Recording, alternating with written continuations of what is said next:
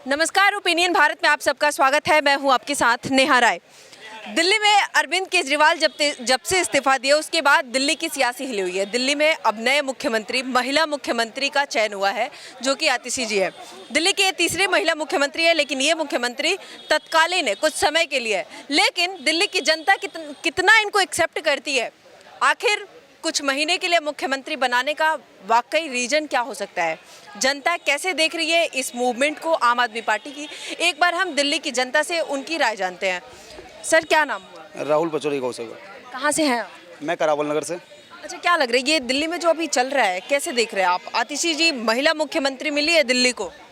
ऐसी महिला मुख्यमंत्री नहीं चाहिए कि जो किसी विद्यालय के उद्घाटन में जाती है और क्षेत्र का नाम होता है श्री राम कॉलोनी और वो जोर से नारा लगाते हैं कि जय श्री राम, और जब लोगों को बताते हैं उन्हें कि ये तो मुस्लिम एरिया है, सिर्फ इसका नाम श्री राम कॉलोनी है, तो वो महिला मुख्यमंत्री जो कि इस राज्य की एक शिक्षा मंत्री भी है, वो भरे मंच से लोगों से माफ़ी मांगती है कि मुझे पता नहीं था कि मुस्लिम क्षेत्र है, मैं माफ़ी मांगती हूँ अगर आपके दिल के ठेस पहुँची है, और मैं अपने शब्द वापसी लेती हूँ, मैं जय श्री राम नहीं अल्लाह अकबर बोलूँगी। तो ऐसे जो मुख्यमंत्री है वो हमें नहीं चाहिए। उसके साथ साथ में जिसके परिवार ने अफजल गुरु जैसे आतंकवादी का समर्थन किया और एंड तक डटे रहे, ऐसे लोगों को भाई हम समर्थन नहीं, क्योंकि ये दिल्ली राज्य है, हम कोई आतंकी राज्य नहीं बनाना चाहते हैं।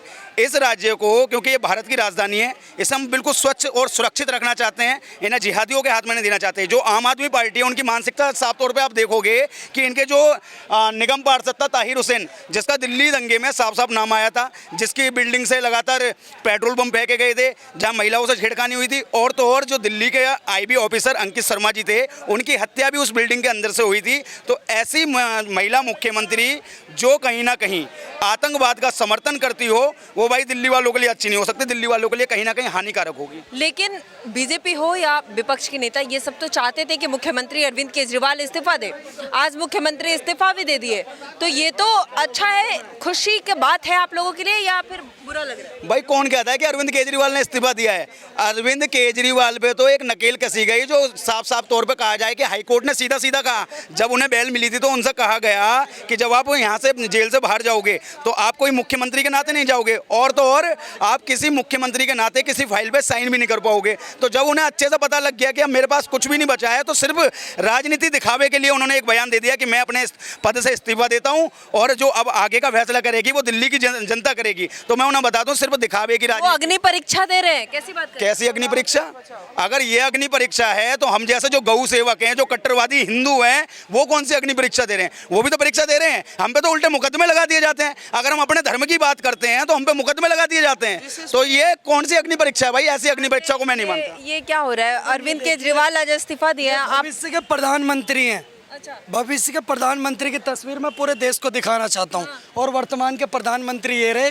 देश के वर्तमान प्रधानमंत्री माननीय श्री नरेंद्र मोदी जी को जन्मदिन की बहुत बहुत हार्दिक शुभकामनाएं। कहना चाहते हैं, वो कह रहे हैं कि हिंदुओं बीड़ा नहीं धनुष उठाओ। तो बिल्कुल क्या गलत कह रहे हैं? क्या बिल्कुल सही कहा उन्होंने, कहा कि सुदर्शन उठाना चाहिए, अब मुरली से काम नहीं चलेगा। महाभारत में श्री कृष्ण जी ने क्या कहा? श्री कृष्ण जी तो बांसुरी भी बजाते थे, पर टाइम आने पर सुदर्शन भी चलाते थे। कहा नहीं, श्री कृष्ण जी ने गीता का उपदेश देते हुए बोला है कि यदा यदा ही धर्मस्य ग्लानिर्विविध भारता अभ्युत्थानम च धर्मस्य तदात्मानं सृजाम्यहम् परित्राणाय साधूनां विनाशाय च दुष्कृतां धर्म संस्थापनार्थाय संभवामि युगे युगे। तो धर्म की संस्थापना करने के लिए भगवान हर युग में नए नए अवतार में प्रकट होते हैं।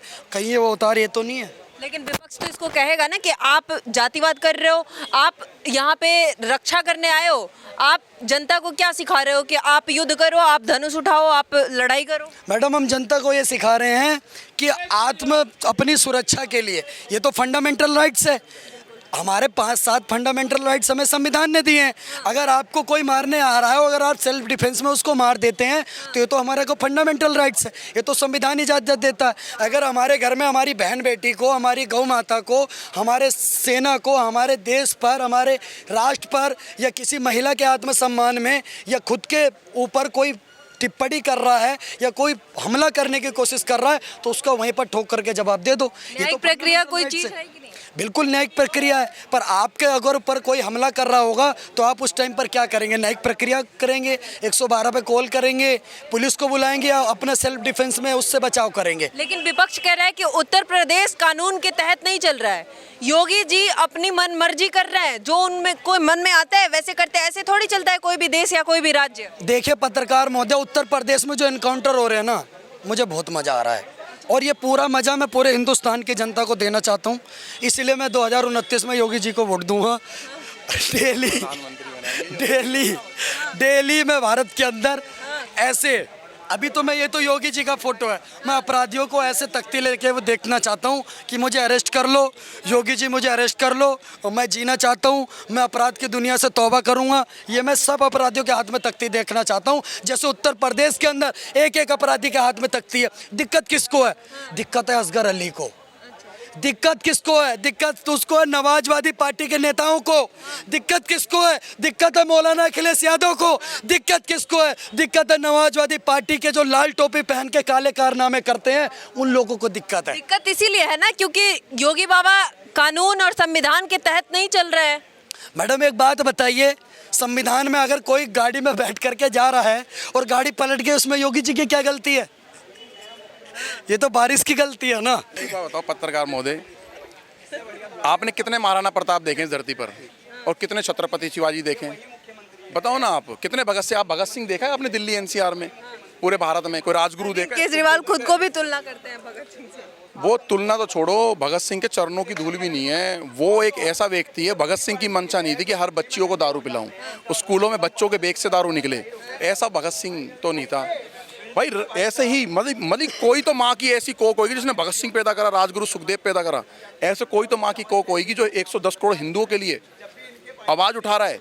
इतने भारत में इतने हजारों की संख्या में मंत्री, एमएलए, एमपी, पार्षद, सरपंच है भाई साहब, एक भी आवाज़ नहीं उठा रहा। मुख्यमंत्री होने के पद पर भी तब भी बोल रहे कि अगर बटोगे तो कटोगे। अब मुरली से काम नहीं चलेगा भाई साहब।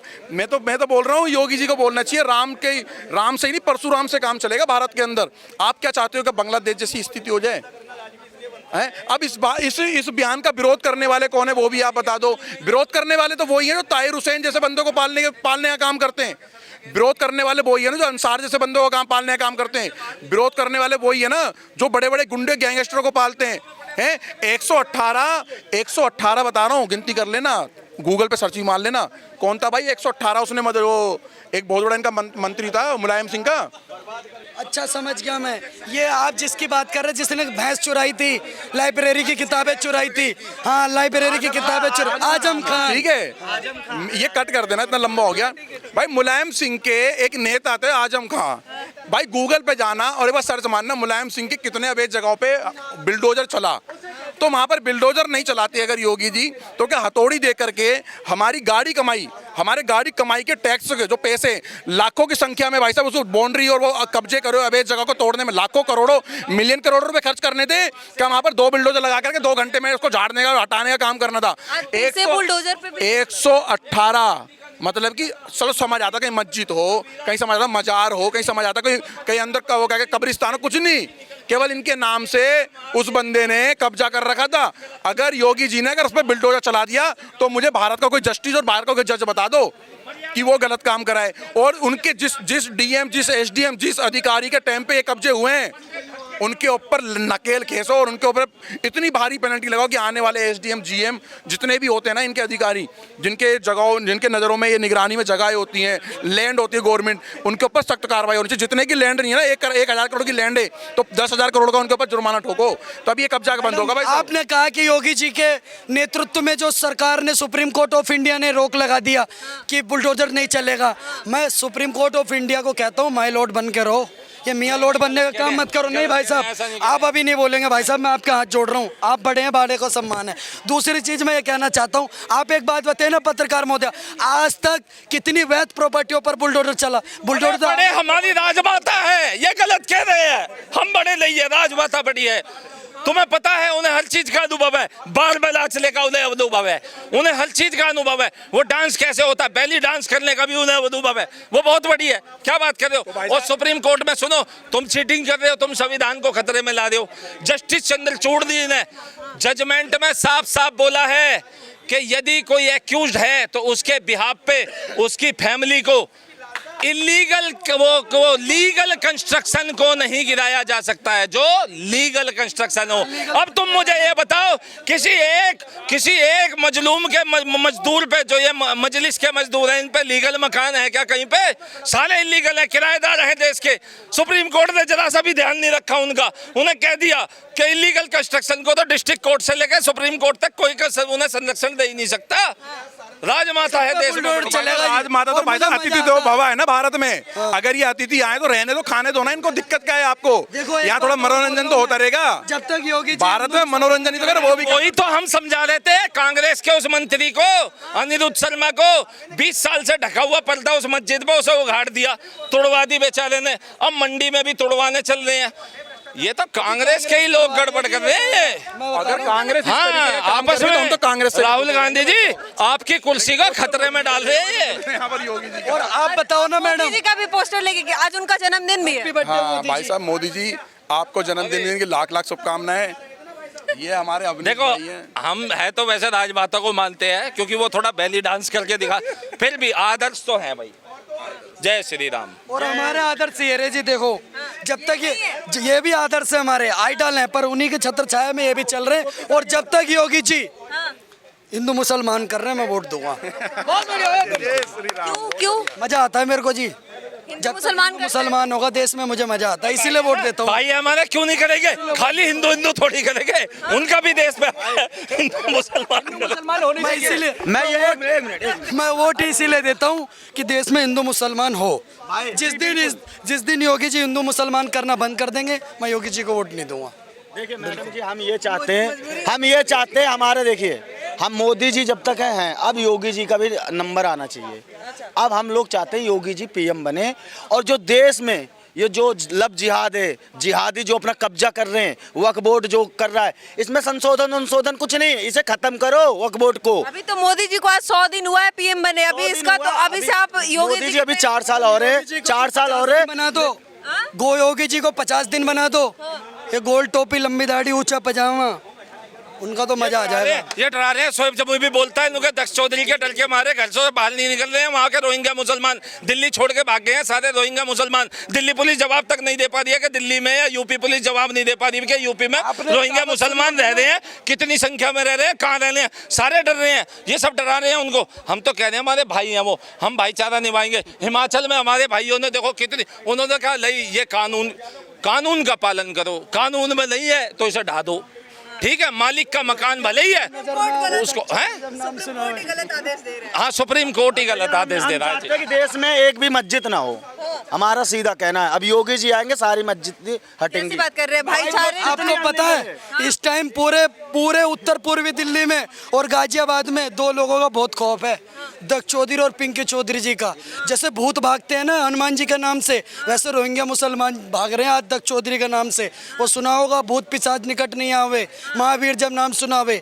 सेम ऐसे ही पलट के बन गई है अब कि रोहिंग्या मुस्लिम नजर ना आवे, दक्ष चौधरी नाम सुनावे और लट दनादन बजावे। दक्ष चौधरी भाई के नाम से जितने घुसपैठी हैं, विजय भाई के नाम से जितने घुसपैठी भाई कांप रहे हैं इस समय, उनकी हिम्मत नहीं हो रही। हम ये वादा कर रहे हैं, दिल्ली मुक्त करा देंगे, दक्ष भाई और विजय भाई के नेतृत्व में रोहिंग्या मुक्त करा देंगे। एक बार बताओ, कोई घुसपैठी या आतंकवादी स्लीपर सेल हमारे भारत में घुस जाए, हमारे घर में घुस जाए, और हम उसको थोड़ा अपने घर के दरवाजे पे रहने देंगे, या कॉलोनी में या खाली जगह पे रहने देंगे, अपनी घर की छत में बिठाएंगे? भाई जिसे उन लोगों से लगाव है ना, जो घुसपैठी आतंकवादी स्लीपर सेलों से जो आ चुके तारों के नीचे से, वो अपनी बेटियों, सुनो ना, उनको ना अपनी बेटियां भी आ दो, उनको अपना दामाद बना लो तुम लोग, और अपने घर में घुसेड़ दो। सारे के सारे बटलाओ जामिया अब्दुल फजल में घुसे पड़े, सारे के सारे। जगह नहीं है, कमरे किराए पे नहीं मिल रहे खड्डा कॉलोनी के अंदर। नहीं, हुआ है। जब विनेश फोगाट जो है टिकट लेके आई है तो मंच पे चढ़ी थी, तो वहाँ सारे मुसलमान भाई आके खड़े हो गए थे। मनमोहन सिंह ने तो कहा था कि देश के संसाधनों पे मुसलमानों का पहला हक है, लेकिन विनेश फोगाट के मंच पे मुसलमान ही मुसलमान आकर के बोल गए हमारे देश की बेटियों पे भी पहला हक है। क्या बात कर रहे हो आप? लेकिन कन्हैया मित्तल यू टर्न क्यों ले लिए? हैं? कन्हैया मित्तल यू टर्न ले लिए। देखो कन्हैया मित्तल ने आने काम कर रहे हो। हम तो सोच रहे थे वाकई में, हम तो ये सोच रहे थे जो 140 करोड़ लोगों की छाती चौड़ी कर दी इन्होंने तिरंगा ले के बाहर जा करके, लेकिन वो वाले पहलवान जो यहाँ जंतर मंतर, वो तो बड़े बड़े ठग निकले।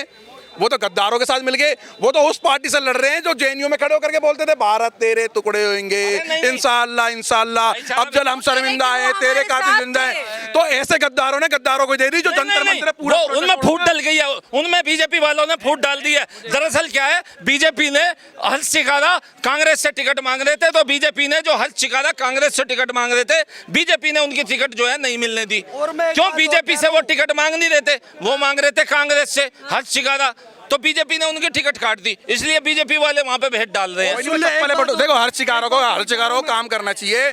अमरनाथ यात्रा जाए, ठीक है, और मेवात यात्राओं में जाए, जिन यात्राओं में पथराव होता है, जब शोभा यात्राएं निकलती है ना, तो उन शोभा यात्राओं में पथराव होता है भी। हर शिकारा सुन ले, तू वहां पहुंच जाएगा तो चप्पल जूते जितने भी हिंदू छोड़ देते ना, वहाँ चप्पल जूते उठा लेकर और फिर रेडी पे वो चप्पल जूते बेचेगा। 6 करोड़ रुपए का सट्टा लगा था वहां के लोकल लोग, गुआना के लोगों ने 6 करोड़ रुपए, है ना भाई, गलत कह रहा हूँ ना? ये सही, किसी ने खेत धर दिया, किसी ने ट्रैक्टर धर दिया, छाती चौड़ी करके क्या था, चिकारा ने कांग्रेस से टिकट लेके आऊंगा, उसके भाईचारे वालों ने 6 करोड़ रुपए का सट्टा लगाया था, सारे हाल गए, सारे के सारे पैसा हाल गए। अब आप मेरी बात सुनो, अगर आपका राष्ट्रवादी चैनल है ओपिनियन भारत, तो ये चीज़ जरूर चलाएगा। NIT 86 से हमारे बिट्टू बजरंगी भाई चुनाव हैं, लड़ रहे हैं बिट्टू भाई के सम्मान में, और सारे कट्टर हिंदू सनातनी मैदान में कहाँ पड़े हो चक्कर में, कोई नहीं टक्कर में। मैं आपको बता रहा हूँ, फरीदाबाद की NIT 86 से बिट्टू बजरंगी भाई अब की बार बहुत ही भारी मतों से विजयी बनने जा रहे हैं, इस बात को नोट कर लीजिएगा।